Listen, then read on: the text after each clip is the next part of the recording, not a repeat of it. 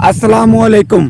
सब तो पहले माजरत नाल दोस्तों ये मैं आज गल कर रहा मैं कदी नहीं की मैंने कोई लालच नहीं है लेकिन माजरत नाल गल कर रहा है कि गैरत का तकाजा है कि जिस बंदे की गैरत है मेरी वीडियो पूरी देखेगा तो दूसरा बेशक हुण स्किप करके चला जाए। आज बड़ी मज़ेदार मैं गल कर लगा मैं दो वीडियो तुसी पहले देखो चेक करो।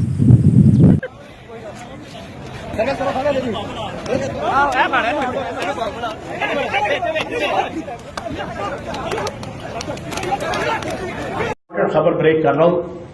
कल रात को 10 लाख रुपया जाती उमरा रायगढ़ में तकसीम किया गया। 10 लाख रुपया पत्थर मारने वाले फी कारकुन को 25,000 रुपया दिया गया और जिसके जिम्मे लगाया गया कि वो बेगम सफदर रमान साहिबा की गाड़ी पे शीशे पे पत्थर मारेगा उसको 1 लाख रुपए का जो है वो इनाम पहले से तकसीम किया गया। तो जी दोस्तों ये दो वीडियोस तुसीं देखियां ये मौजू है जिस गल होएगी कि कल जिहड़ा सारा मामला चलता रहा कुछ लोगों ने सोशल मीडिया से देखा कुछ मीडिया से देखा और अजीबो गरीब रिपोर्टिंग सी कुछ मीडिया ने किस तरह रिपोर्टिंग दी कुछ ने किस तरह रिपोर्टिंग दी।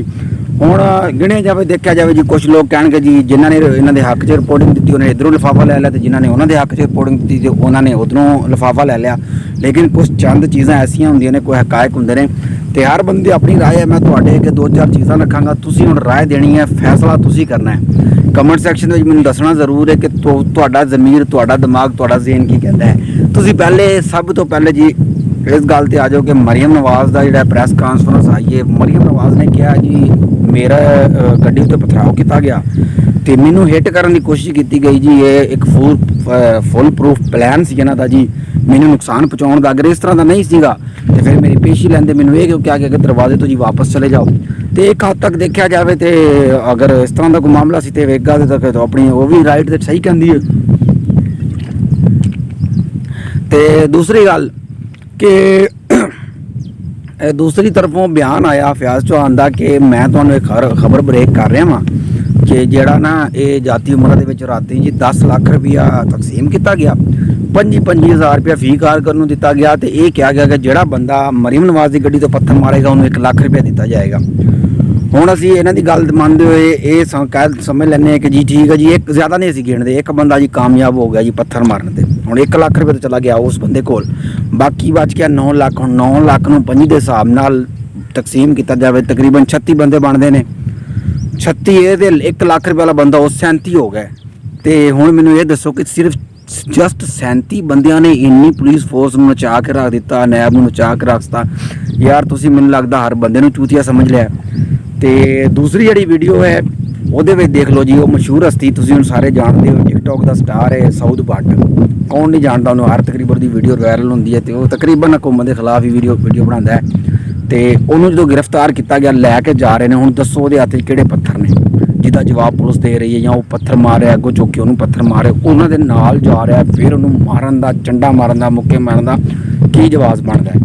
तो उन्होंने अगर इन्वेस्टिगेशन करो गिरफ्तार कर लिया तुसीं लै जाओ इन्वेस्टिगेशन करो मारना है जो करना तुसीं उत्थे जाके करो अंदर जाओ करना जो भी छानबीन है अगर नहीं कोई गल मनता या कोई चक्कर है या कोई प्रूफ तुहाडे कोल उहदे खिलाफ है तो प्रूफ दिखाओ तो फिर उहदे ते कोई करो तुसीं जो करनी कार्रवाई। इस तरह सरेआम मारना ते कुट्टण दा ते फिर यही तुसीं एक पैगाम दे रहे हो कि जो मर्जी हुंदा जावे मुल्क दे विच चोर बाजारी लुੱਟ मार जो मर्जी हुंदा जावे जिहड़ा जिन्हों लुੱਟੀ जावे डबल रेट लाई जाण जिन्ने मर्जी करियाने वाले रेट लाई जाण तो तुसीं बोल नहीं सकते तुसीं बोलना नहीं चुप करके बैठा बकलम खुद हो सकता वो PTI के खिलाफ होने दुकानदारियां जो भी सरेआम मैनूं दुकानदारां ने कहा है बाद उकाद मैं कहा ना कि मैं यार तुसीं रेट ज़्यादा लगा रहे हो तो तुहानूं शर्म नहीं आती कोई ख्याल करना चाहिए तुहानूं किसी का डर नहीं है।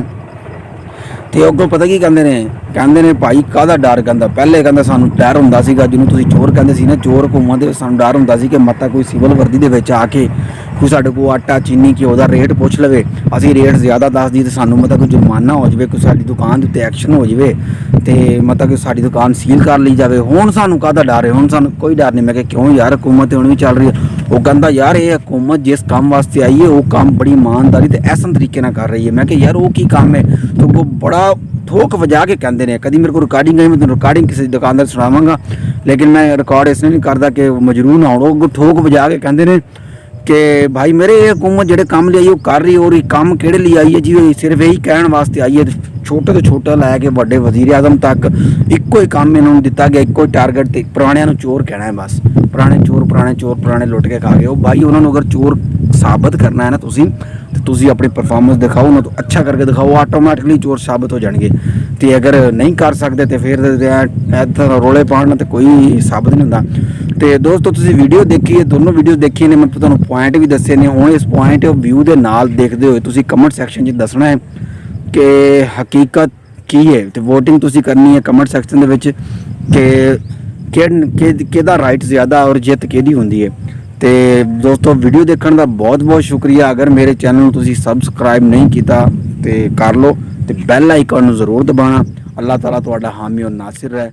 ਅੱਲਾਹ।